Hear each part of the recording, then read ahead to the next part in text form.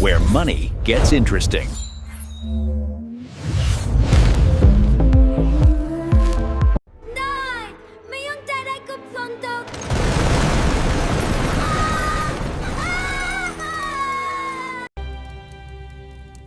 The richest people in history.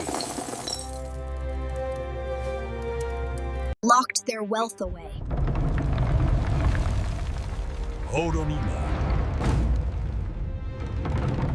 For 3,000 years, it did nothing.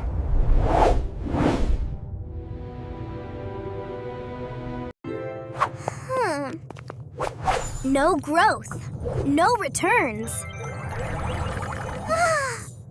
Today, people are doing the same.